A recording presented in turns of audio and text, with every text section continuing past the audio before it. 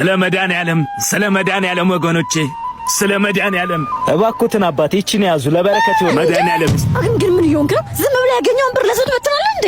ይቅርታ አባት፣ እሱ እንዴት መኖር እንዳለበት ስለማያውቅ ነው። አንተ ግን ያማል። እኔ ለካዱ ሳይኖረኝ ዝም ብለህ ብሩን ለሰው ትበትናለህ? ሀና ግን እንዴት እንደዚህ ታደርጋለህ? ከሰው እጅ ላይ ብር መንጠቅ ምን ይሉታል?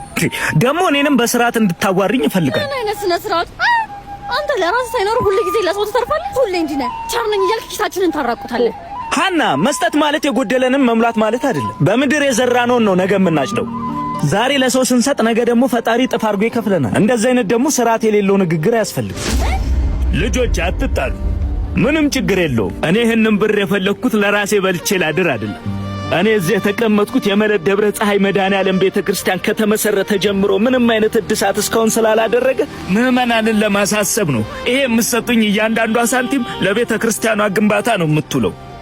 ይቅርታ አባቴ፣ እኔ በፍጹም እንደዚህ ስላል